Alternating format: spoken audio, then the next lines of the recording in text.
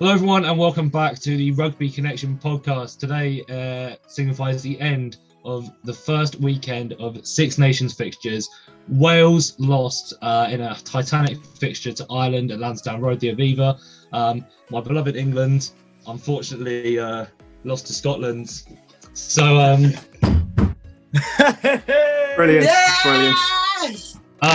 we unfortunately lost the Calcutta Cup in a really tight, entertaining match, and Italy played some really good rugby against France today. So I mean, there's a lot to talk about in today's episode, but let's get on to the first game. We've got Wales versus Ireland. Sean and Simeon. I would like to publicly renounce my Welshness today on behalf of Six Nations Rugby, Wales and Scotland. Mon the Scots, O Flower of Scotland. Yeah, Sean. I think it's time Wales consider leaving the United Kingdom. I can change hats for that one. Yes, Cymru hat. Here we go. Hey, Cymru and Biff. Nice transition. Nice. Honestly. Well, Sean, as an Irishman, before we talk about the game, we have two words, and I'm going to make Sean very happy. Matt Hansen. Yeah. What a man! Boy. Can we clap for Mac, please? Clap for Mac. Yeah. Thank you. Clap for Matt. Bravo, good stuff. He was in my fantasy team. Yeah, I put him in my fantasy team. Same. Good man. Yeah, I had him as my captain, luckily. So I took those points. You actually. I did, yeah. He was brilliant. I mean, his first touch, like I'm sure you saw off the block rubber kick from Sexton, he sprinted down the touchline, gas Zammit, speed man Zammit on the wing. What his first touch. He basically set up that try for Aki making the break, winning the line out, and then obviously he got the assist with the pass over the top. But what a start to international rugby. I mean, he was brilliant all game. Like he was. No, he did it. Sorry, you go. Sorry, you're Matt. Sorry, I do apologise. He was like in the middle of the pitch like the whole time, as operating as like a link man as well, and his passes were just brilliant. Like his passing to Ringrose and Conway's tip-ons, he was class. I think he deserved man of the match. Some people argued other way, but I thought he was brilliant. He did more than any other. The backs kind of ran the show, I thought, more than anyone for Scotland. Then they were the tries, more for Ireland, and they scored the tries. But he was like a third centre. He was everywhere, doing everything. It was fantastic to see him do that. And it's like, you've got a good player forever when they start like that. And I think Ireland had such a great use of power and pace, of forwards and power, and then you got Aki running it up, and then the pace of Conway, Henson, Keelan had a good game again, didn't do anything wrong. It was comprehensive by Ireland, wasn't it? Yeah, I think what you said there, Simeon, about kind of the power and the pace, even from the forwards as well. I don't know whether it's a reflection on how good Ireland are up front or how kind of poor. In fairness, like Wales were a bit poor defensively, but Ireland were making easy yards like on the gain line, like easy enough. Like they had to work for it, obviously, but they were getting over the gain line like fairly comfortably. And then, but saying that, the first half Ireland like played some good rugby, but there were a lot of mistakes in that first half as well. They weren't clicking completely, were they, till the second half? Yeah, but the second half was brilliant though. In fairness, it really did work in the second half. Completely comprehensive. I think. Yeah. There was just some great stuff. I mean, Conway. You always rate Conway, and I always try to slag him off, but I can't anymore. He just did what he needed to do as a winger. He was just there, wasn't he? And he did his job. Yeah. But it was. And they kept the way they kept possession and were jackling was immense. Yeah. I think what you said about Conway there is the finish for the first try was as good a finish as you will ever see in the corner. Yeah, it's good. I mean, we can touch on Wales. Yeah, go on. When Wales got the ball, how very rare that was, we put some good phases together. Yeah. Time Bashan's try. Also, if Wales were to do a Welsh man of the match, Time Bashan was amazing yesterday. Yeah, he wasn't too bad. Yeah. He was good. On a Welsh perspective, he was the best player there by miles, right? But there was some good stuff. I'm glad we got a try, but we couldn't keep the ball. We need to put. I genuinely, if you look how Wales attack it, they literally chuck one man into the ruck, and Ireland is so comprehensive at jackling. Tyg Burn, and you're never gonna win those drugs. So I think Wales shot themselves in the foot. Especially, can we do a very mini ref talk on Josh Adams? Yes, please. Yes. He's a fanny. Honestly, we had advantage. What was the score at the time? 17-0. So there was like this small chance of Wales could use this advantage. Well, we could get somewhat back into this game somehow. And he just looks at Sexton and goes, I'm going to twat you in the chest. If he'd been an inch higher, he'd have gotten a red card. Yeah. I watched that and went, okay, it's chest. But if a referee gave him red, I wouldn't complain because he's just been a fucking fanny. It really, really irritated. As a ref, I can't. It was just stupid. Also, I played rugby today, and I think after today, I should play for Wales because I was better than most of the Welsh team. I played scrum half and won a turnover. I won a penalty in the ruck for a jackal. I think Harvey's trying to talk there. I can't hear him. I was just about to say, you would not even walk into the Welsh squad, mate. I'm not going to lie to you. Maybe the Welsh referees. Actually, no, fuck the Welsh referee set up. On the squad. Oh wait, hold on. It's got personal here. Let's not start on that. But no, Ireland comprehensive victory. Wales are gonna get the wooden spoon. Italy will beat Wales. I'm calling it now. I'm calling it out. Wales to beat Italy. Obviously, Wales have Scotland next week in Cardiff, where I'm going to have a very conflicted day, and I'm not going to know what to do with myself, and I'll probably end up supporting Scotland. Fun fact, I was sat in a pub watching it, and when Ireland scored their third try, I was wearing a Welsh three-quarter zip over my Scotland polo. I just took the Welsh three-quarter zip off. I was like, no, fuck it. Yeah, fair. Last point, I actually just want to say on Ireland, we mentioned Mac at the start, and he absolutely deserved all the plaudits. But one other player, okay, Tyg Byrne was brilliant as well. I have to say, he got very underrated, and same with Andrew Porter. I thought was very good. But one player who I think deserves the plaudits, who pretty much ran the show on Saturday, apart from Matt Hansen, was Johnny Sexton. In open play, he was superb. Bar his goal kicking, obviously he had missed those two. Well, he Dan-carted his two kicks, didn't he? Yeah. I think he got a bit lucky with those ones. He didn't even strike them cleanly, but his open play was brilliant. I mean, he still doesn't look like he's slowing down at all. Even his pace, making a couple of line breaks, giving inch perfect passes. He's 70 and he's going to play. He's got grey hair. I was sat there with people and we all just go, he's got grey fucking hair still. He's got grey hair. Yeah. But hopefully he'll sign a contract extension in the summer. But fair play to Johnny Sexton, fair play to Ireland. I'm pretty happy with that. I'm happy for Ireland. Yeah. Fuck Wales. Any questions, boys? Right, Simeon, you mentioned the best back three in the tournaments for Wales. You said Josh Adams, Louis Rees-Zammit, and Liam Williams were best back three in the tournament. You've just now slated Josh Adams, who was playing 13. Yeah, he was playing wing. That's why we didn't win, because Josh Adams wasn't on the wing. But he's still funny. Yeah, he's still a fanny. What's it? How much are you just shitting yourself? That's my main question. Say that again, sorry? How much are you shitting yourself? Oh, we're fucked. Wales is genuinely... Scotland will run rings around Wales next week. In a dry, closed-roof principality, Scotland is going to run rings around Wales. It's going to be awful, but also amazing at the same time. Yeah. Nothing else. Wales are fucked. And then a question for Sean from me.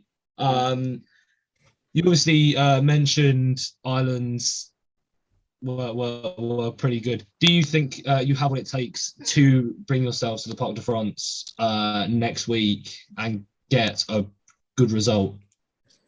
Yeah, I think we can. I think a good result would just be a win of any sort. I don't think it really matters about bonus points at this stage. I think you just want to beat France.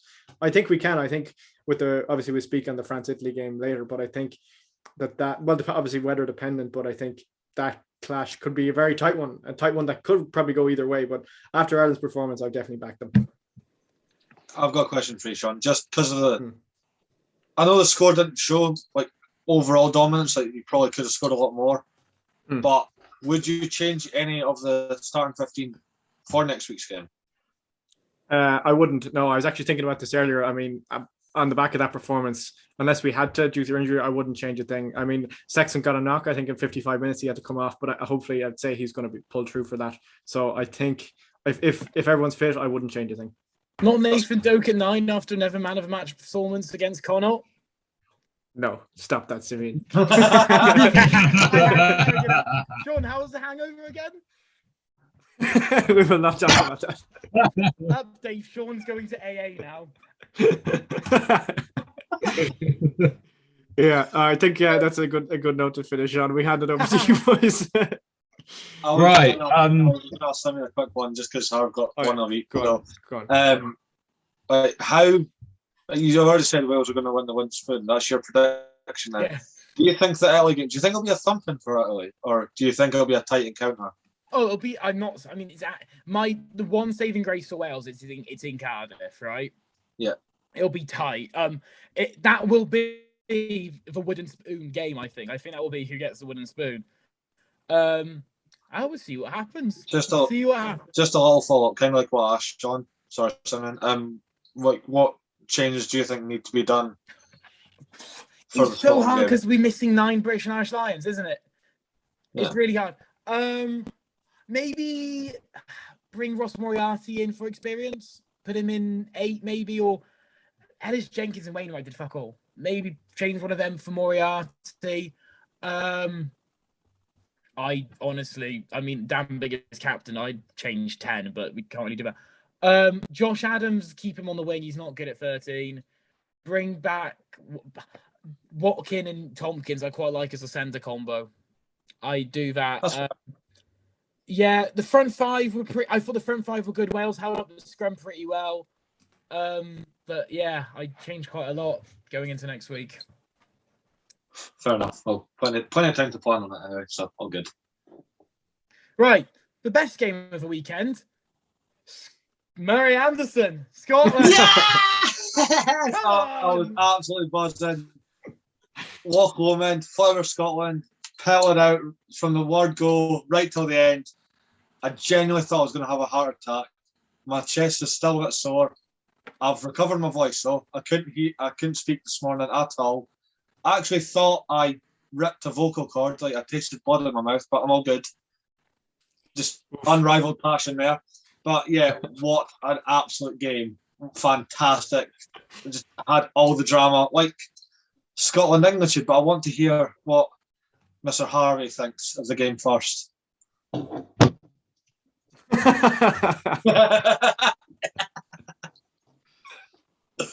Update. Harvey is also part of the AA now. Listen, it was a tight game, and I did say last week that it was touch and go. Who would get it? It would be tight. I think England put themselves in the better positions in the first half. Overall, in possession anyway, we completely dominated, especially in the first half. I do think, again, Scotland defended well. I do think I think the main thing for England this week was decision making, and I don't know whether that was, again, with what Simeon said last week, was just due to a lack of experience. Some of the kicks in play were just completely pointless. Trying to grub it through in their space to run into, that kind of thing. I think even decisions at the penalties. One that always comes to my mind, I think it was around the 78th minute. With a kick into touch, and we let George Ford take it on the right side, where it's his weaker side. We didn't have and we just didn't decide to put Daly on there, or decide to at least just try and tie up the match. Listen, decision making was poor, and I think especially with Mr. Luke Cowan-Dickey. Brilliant volleyball player. Oh. Right, just another drink. Right. Oh God. Right. No. Anyway, so I do think Luke Cowan-Dickey, obviously, it was a completely stupid, horrible decision that he made. I do think that, even if he had let Doohan have a go at it, it's still, I don't think it could have been a try, it couldn't have been, although but he did just let a penalty try in. So that's all I have to say, to be honest. I think decision making was poor. I think we put ourselves in that situation. Yeah, welcome to international rugby, Ben White. Like, what Oh, that a way was to a get beautiful try. It was a beautiful try. It was a beautiful try. Darcy Graham sending Joe Marchant back to the stoop with that filthy step. It was unreal, like Prince of Flight for a reason. No, Ben White definitely put the Scotland crowd at ease. Ali Price went off really early with a HIA. He did come back in the game, but yeah, Ben White put everyone at ease, said, look, don't worry, I've got this. And yeah, he did. Simeon did say last week that he had the best back three. I'd argue that we now have the best back three. I don't think. I'd argue.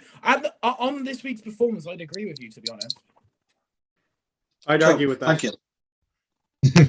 I know Actually, true. I'm not saying Conway Keenan, come on. I give it to Ireland. I think the only way you can edge it to Ireland is they didn't give so many not releasing penalties away.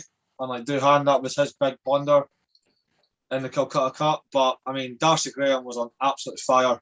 Stuart Hogg leading from the back. Matt Fagerson, what a performance he put on. If people were having doubts at him, including myself, if him at number 8, I thought Magnus Bradbury might have done the better job, but no. Matt put his hand up. 16 tackles made out of 16 attempts. For every carry he made 5 meters with the ball. It was just insane. I've never seen Matt perform so well. The Battle of the Tens was interesting. Marcus obviously scoring all the points for England, including a nice try. But I think Finn did it differently. Like, Finn only scored off the tee, but he was splitting the English defence with grubber kicks, with just kicks just to get it away. Yeah, it was a nice clash of styles, and I can't really decide who came out better because Finn won it, but Marcus put on a show. So who knows? But I'm very confident going into Cardiff this weekend after that performance. I think anyone would be confident going into Cardiff at the moment. Fucking Canada would be. No, I think, as you were saying with your players, again, Marcus did put on a show. He did score all of our points. Yeah. Just some players of note. I think Henry Slade played exceptionally well. Same with Max Malins, actually. I've always been a bit touch and go about Max Malins. I'm not sure if that's just a Harlequins bias, but no, he was exceptional. And Freddie Stewart, especially under the high ball. We're talking like Liam Williams levels. Just not yet. But, I mean, he was exceptional. I didn't get why we put Daly at 13. I forgot he was there half the time. If we used his kicking just a little bit more, I think that would have been a bit more useful, especially when it came from the penalty. Same with Joe Marchant, actually. I almost forgot he was there as well. I mean, his highlight was being stepped by Darcy Graham. Ben Youngs didn't do anything wrong. I think I did mention decision making, and it was when Calvin Dickey went off on the sin bin, and we just didn't put Hooker on. Joe Marlowe had to throw it in. Big up Joe. Again, Luke Cowan, he was all right. I mean, obviously, his big moment was that stupid penalty. But again, Sam Simmons was pretty quiet on his kind of proper return in a big competition. The back row was really quiet, to be honest. I think Tom Curry, even though he was captain, didn't really show his full potential. Same with Lewis Ludlam. I think Itoje was all right. He gave a lot of penalties away. He did. His discipline was quite poor. It was normal for him. It's just Itoje, isn't it? And yeah, to be honest, I didn't really notice anything kind of special from the England forwards. I think it was a game for the backs. A real big matchup between England and Scotland. That's all I have to say, to be honest.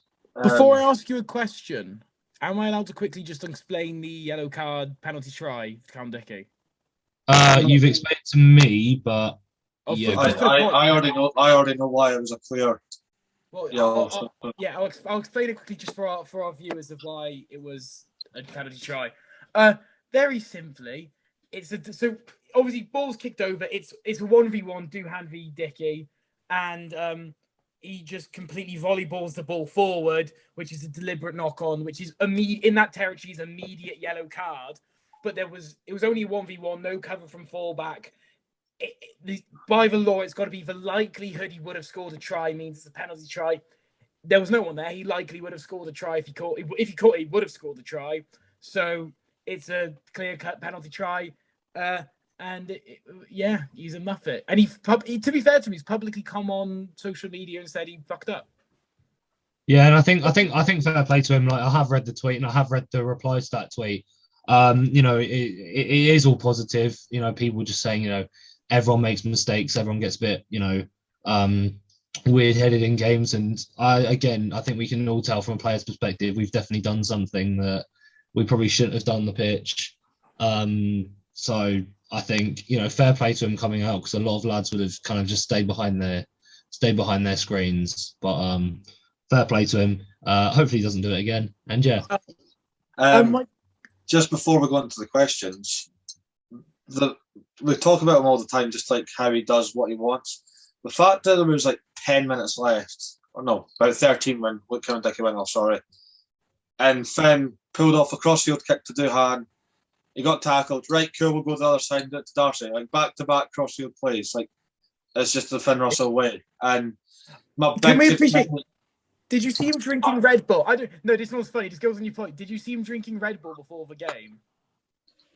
Yes. It sums up how he plays. My big concern going into the Wales game is Jamie Ritchie. If you didn't see it, Jamie Ritchie did get stretchered off.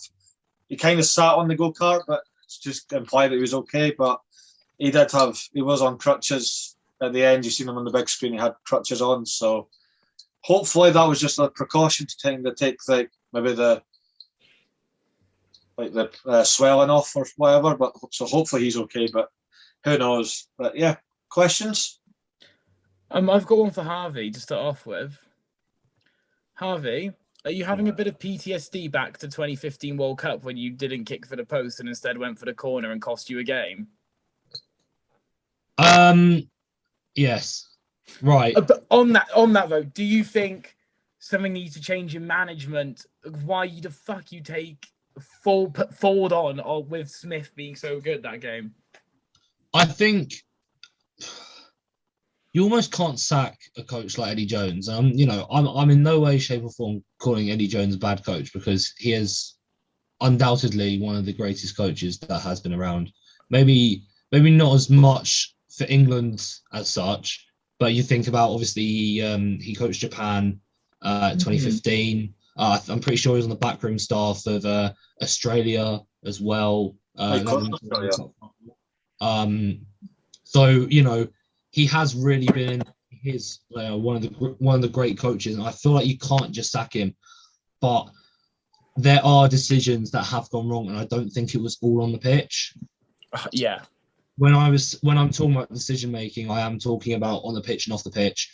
I did obviously mention temporary replacements. Like you said, Smith went off for Ford. I know that I feel a little bit sorry for Ford at the moment, but in no way, shape or form am I putting him on over Marcus if Marcus is having an absolute stormer of a game. And then obviously I've talked about the stuff on pitch. I think he will see out 2023 and then take a sabbatical. But I think that's as much as we need to do with him. He is a good coach. We have won some Six Nations with him. We got to a World Cup final with him. But there are just moments in games and just around the England camp where I'm just thinking, Eddie, why did you do that? Fair enough. I agree with you. And Murray, a question for you.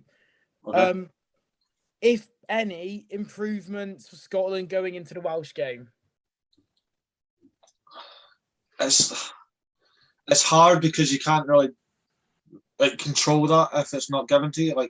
I think we need more possession of the ball. Like Harv said, England were dominant in that front, but what we did with the ball, it did work, and it was going well. So maybe we can just try and get more turnovers and then get more possession. It's proper. Yeah. Because obviously you can't control if a team's got more possession. But you're playing Wales, so you're going to get that possession. Yeah. But just before there's any more questions, just because Harv pointed out about coaching, can we actually put respect on Gregor Townsend's name, please? I'm not saying you don't, but there's so many people out there that just think he's not the right man, Vernley's better, blah, blah, blah.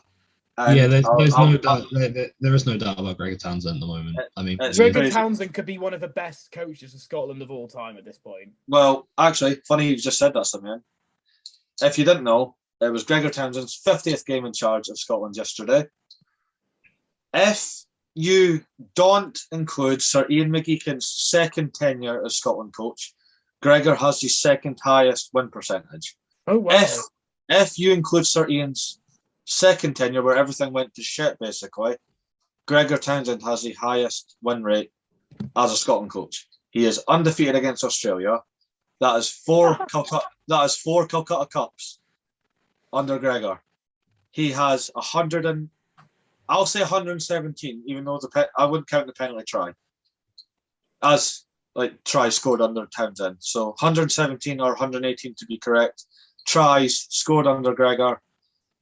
And surprisingly, the top try scorer is Stuart McAnally with 11. So that was interesting. I love that. Do you know what my favourite try? Do you know what my favourite try of his was? Against England, funnily enough. Funnily enough, the coast to Don't coast. have any more questions. Yeah, I have just a question for each of you. Murray, you mentioned that Matt Fagerson got player of the match. Personally, I thought, obviously, from what I saw, Darcy Graham had a great game, but do you think that Fagerson was deserving, or did someone else maybe got it, or someone was on par? I think Matt did deserve it because of what he did with his tackling and with the carries he made with the ball. But if it wasn't Matt, I think it had to be Darcy Graham, or even Marcus Smith if he stayed on the pitch. But I think Darcy Graham, it's like, I don't even know, it's like a fire got lit under his belly in that game. He was proper up for it. Like we joked earlier, sent marching packing with ease. He got the decisive turnover that effectively won us the game as well. So, yeah, I think... Yeah, he did, didn't he? I think if Matt Fagerson wasn't so good on the attack and defence equally, I think it should have been Darcy Graham or even Marcus Smith if he played a bit longer. No, that's very fair. And then my question for you, Harvey, is obviously Eddie Jones mentioned it after the game, and a lot of England fans were a bit begrudged by it. But there was a couple. Was it the scrum? I didn't actually see it myself, but I just heard about it, so I was going to ask you, what were your thoughts on the whole? I think it was a scrummaging thing. There was England should have won a penalty or something at the scrum or a ruck or something in the last few minutes. Did you see that, or what were your thoughts on that? I've absolutely no clue, to be honest. Murray, did you see that? You're asking me very technical questions. I mean, I don't remember the whole 80 minutes that vividly. I was worried. It's like the scrum either kept collapsing or wheeling round, and it was constantly Scotland or seemed to cross as Scotland's fault. I didn't think it was. I thought England was pushing straight. I do think I will quickly touch upon the refereeing. I don't think it was up to par. There are a lot of penalties that I think could have come out differently. I'm not arguing against Luke Cowan-Dickie one because that was blatant. Yeah. But I don't know. I don't think Ben O'Keefe was the greatest match official I've ever seen. I thought he refereed pretty well. He did his job. I just do think that there was, those debatable ones. I honestly though, I thought there were a lot going towards England's way over Scotland's way in some places. But even so, we did talk about, was it Darcy Graham giving away penalties? Or was it who was he? It was Duhan. Duhan was really bad. Yeah, there we go. It was one of the wingers. But I think both teams are fairly rewarded in terms of penalties. But I thought Hamish Watson should have got a yellow for the neck roll. Actually, coming from a Scottish fan, it was. No, I agree. I did, obviously, you see where else. I mean, someone right behind those. So I looked at we're reviewing potential foul play, and when you hear it, I'm like, nah, like shut up, no. But when you see it, as soon as you see it, Yeah, it's pretty obvious. the whole I was in this pub full of uni students, and everyone's going, ref, what do you think? What do you think? Because it's so loud, you can't, like they can't hear you. So I'm just like pretending to pull out a yellow card out of my pocket, going like, yeah, no. And then it wasn't. I was like, it was the same with Luke and Dicky. I was just pulling a card out, going, fuck off. Yeah. Like to be honest, I was thinking to myself, no more scrums. Yeah, same. Because number one, it was boring for the fans. I couldn't care less if Scotland got a penalty from that. Yeah, it was it was so tense. Oh yeah, it did raise the blood pressure. Like, don't get me wrong. I was just about to say that. That's not good for the heart. That's not healthy. Doing like that. Honestly, I thought I'd be in for my second heart surgery. But I was going to go for the first. Jesus. Oh no. Anyway, if anyone have any more questions, I think I'm just a bit conscious of time. Should we talk about France and Italy? Yeah. Oh God, I really want to talk about Italy. Go on, you enjoy. Viva Italia. I think Italy displayed full well in the first half what they can do. Yeah. I'm not saying, I don't think France were the greatest team in the first half. Don't get me wrong. They definitely took a while to get in there. But I do think that Italy were just outstanding. They were so good to watch. And I'm not going to say... I've been saying this for a while now. I was saying over the Six Nations, I'm getting more and more excited to watch Italy with every year that comes, because last year was just the beginning of what could be. I also want to mention Menoncello on his debut scored that try. I don't know how he kept it in, but he is the youngest try scorer in the 6-5-4 nations. How old is he? 19. Oh, okay. Question. It's a general question. Is he actually the youngest? Because I know Hogg scored against France when he was 19. I think he's younger than that, but there's an 18-year-old who scored in like 1970 something in the Five Nations. So Jesus. I can't remember, but no, that was the start from today. I think Paolo Garbisi was incredible. Yeah. Again, just showed what he could do. I think Montiuani had from a pretty good Six Nations last year. I do think that today was kind of frustrating for him. I definitely didn't play his best, especially in defence. He's a big fast ball carrier, but I think on the defensive side you could see he was frustrated. Stephen Varney played pretty well, apart from obviously the first France try. I was just going to ask that. What did you think of the launch? It was completely blind. He didn't know it was coming. Yeah. But it was good. It was a good read. So I kind of have to give it to him. I think Stephen Varney was all right, but he basically just gave France their first try. If they'd kept France tryless up until maybe that first one scored by Villiers. I've got the team sheets here. Scored by Villiers. Again, I think it could have been a different game in the second half. Again, France really picked up in the second half. But yeah, I do think Italy will be very exciting to watch. And obviously, keeping a tournament favourite that close to you, when you've been shat on for the last 7 years, to put it nicely. Obviously, it's 33 losses in a row. Yeah. But I don't think it's going to be that many more. I do. I'm with you on that. I think Kieran Crawley, he knows something. Like there was a prop, because you've got the team sheet there. I'm sure he was on the bench. I don't remember what number, but he was like 20 years old. Was it Nemer or Zilocci? That one, I think. Zilocci's 25. He's 25. No, we'll go with Nemer. We'll go. He's 20. He's 23. Oh, Mary, you were wrong. No, someone. Fischetti. How about him? It's not Daniel. It might be another one. It's definitely one of them because I heard it on YouTube the other day. Mm-hmm. I heard it the other day, and like I don't know if he did play this game, but he was in the squad, and he's 20 years old, and he's a prop.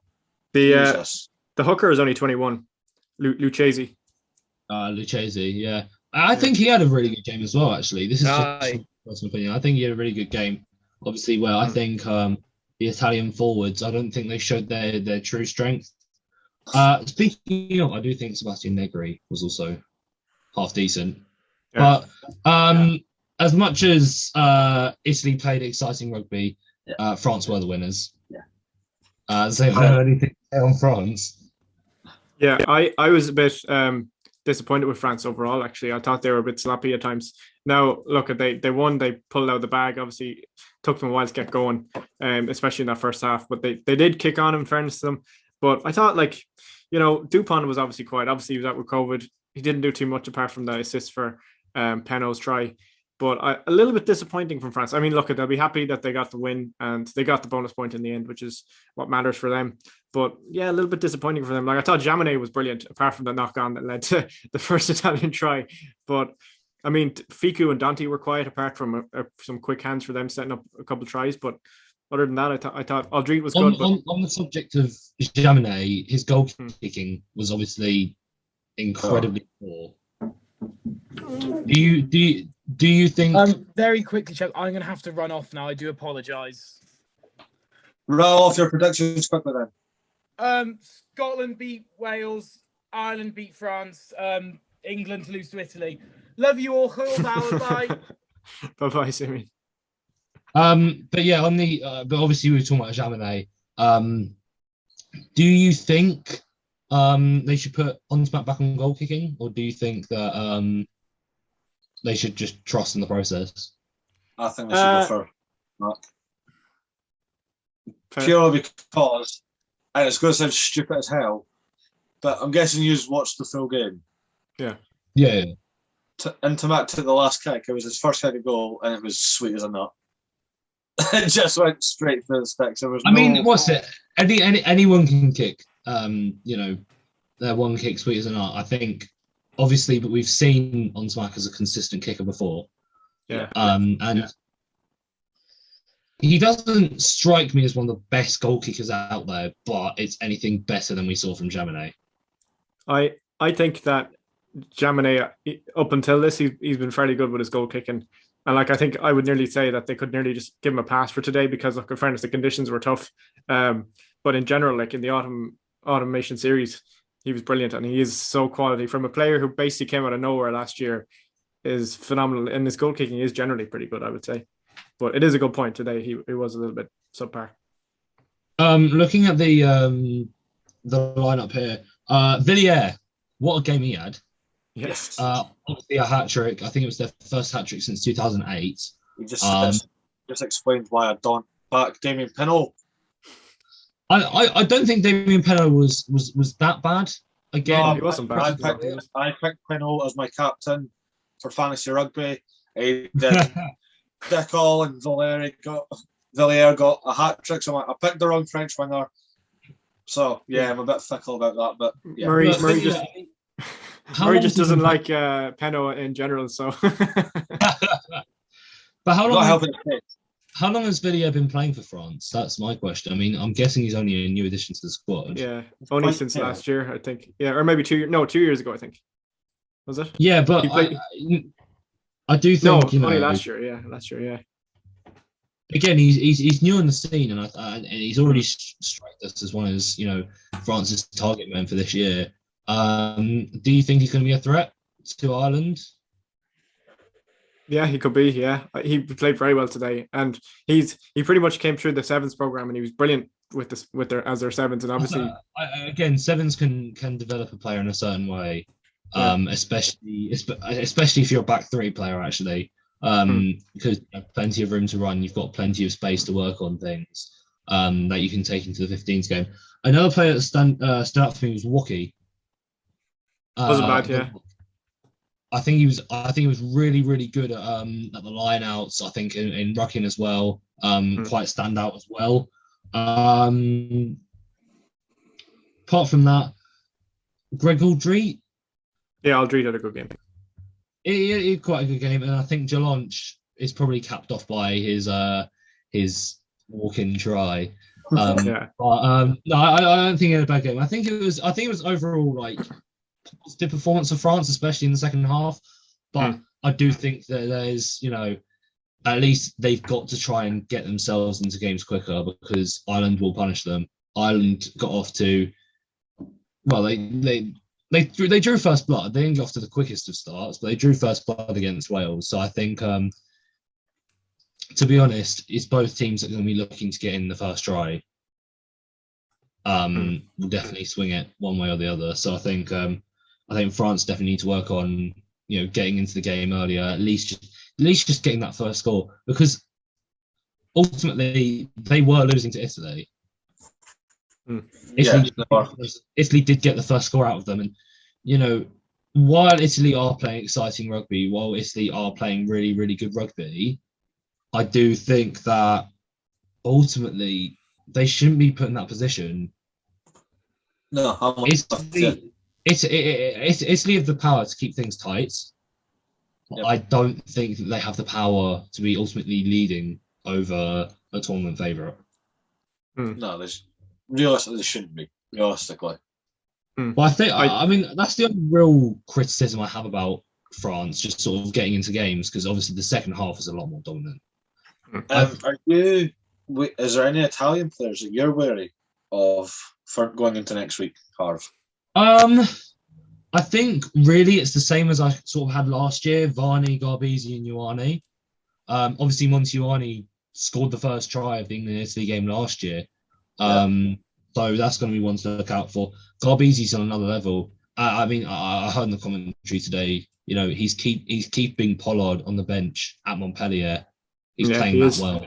Yeah. So I think, again, that's one to look out for. He's a fly half for the future.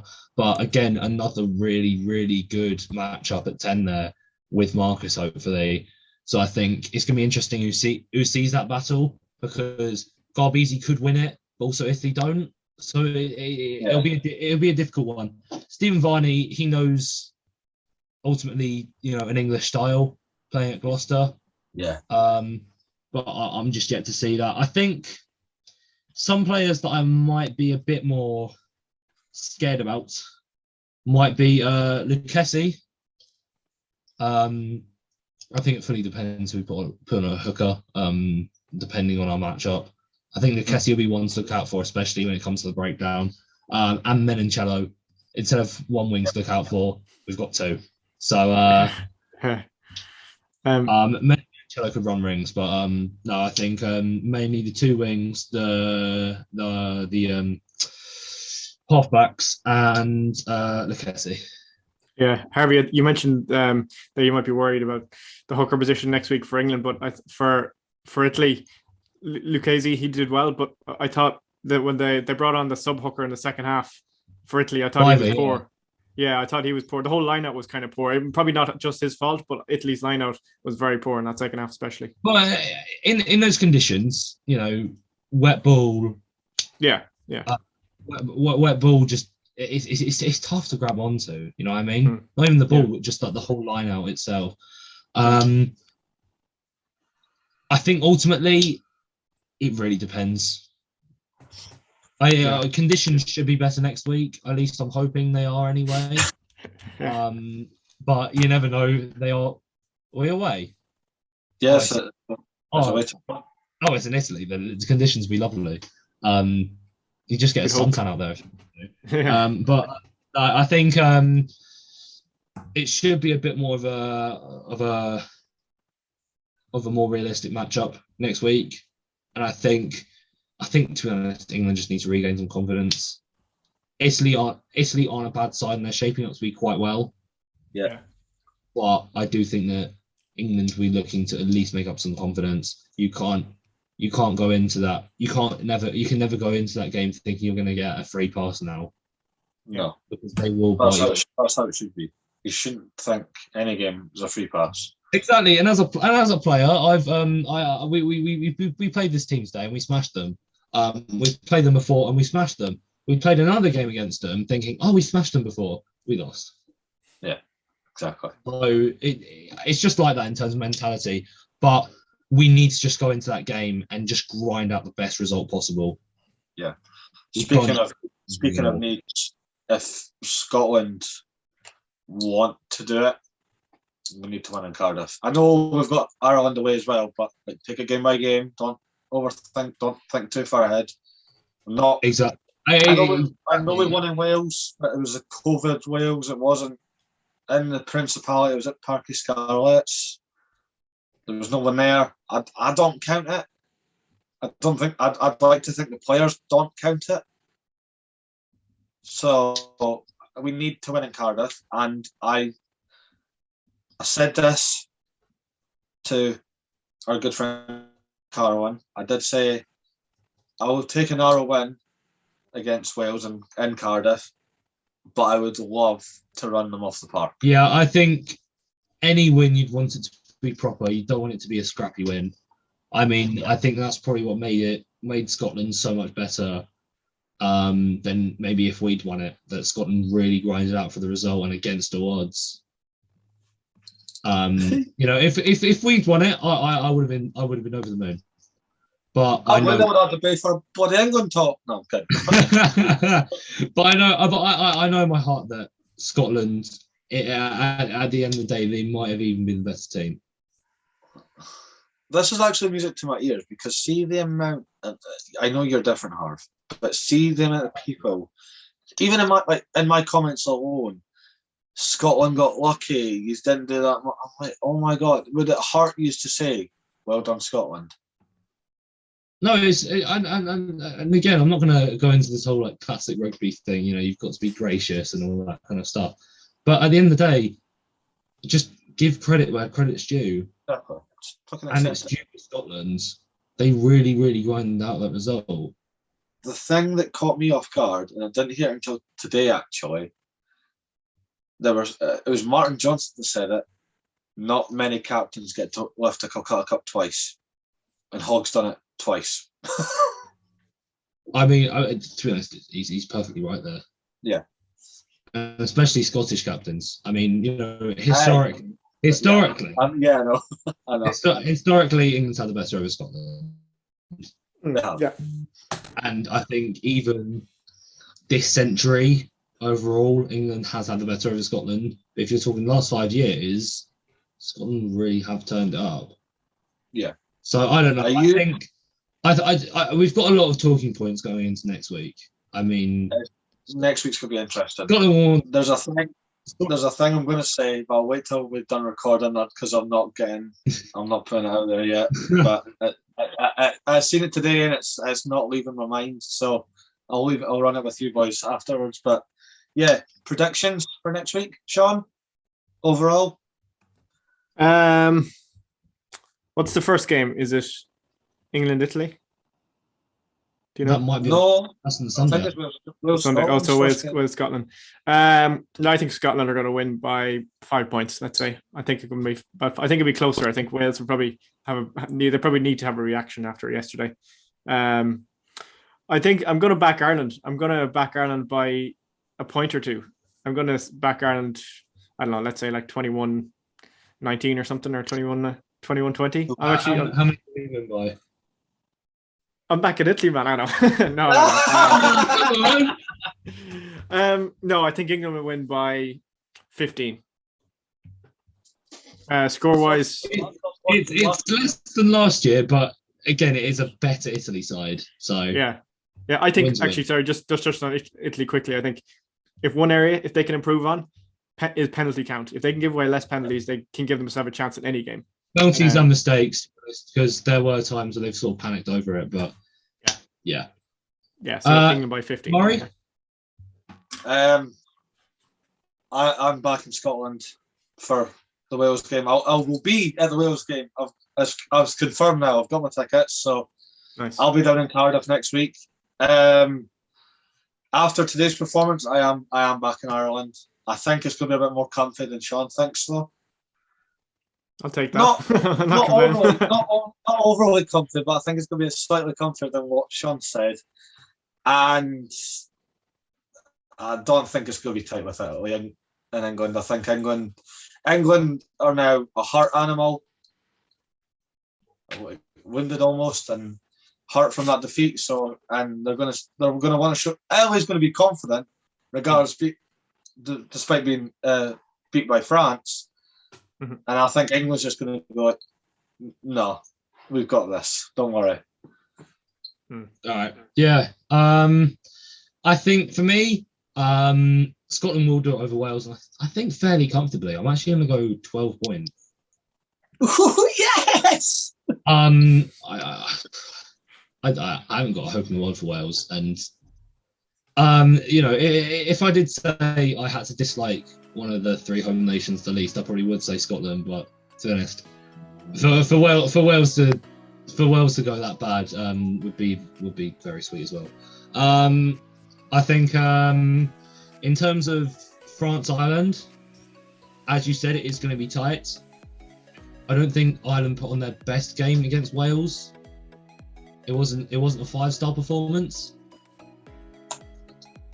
I'm gonna go France. I'm gonna go France by 2. Sure. You know what? Well, let's put a little random one out there. I think Roman Ontamak is going to do a Johnny Sexton from 2019. Drop goals to win it. Drop goals to win it at time. Hope not. And then England, Italy, I'll go England by about 17. I think, to be honest, we're in the same range. I don't think we'll win as good over France, but I don't know if we might feel more comfortable, if you know what I mean. Again, it's all about just getting in there first, drawing first blood, getting first points.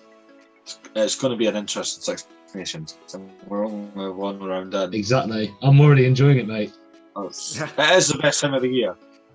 It is the best time of the year, and the Calcutta Cup is either the worst day of the year or the best day of the year. Depending on who you're supporting. Yeah. And on that note, thank you everyone for listening. I hope you have a good time. This is now over, so let's take this off. Yeah, you've paid your bet off. Thank you for that. We'll keep this for next year's bet, which I'm probably going to lose as well. Right. Thank you everyone for watching. I hope you've had an amazing time. Join us again next week that we discuss all of match week 2's fixtures that we've all previewed today. Remember to subscribe to the YouTube channel if you aren't already. Remember to catch up with the podcast, subscribe to whatever, the Instagram, the Twitter, I don't know. I'm not in control of all of it. Catch us next week. I'll see you all later. Goodbye. See you next week. Slán go fóill.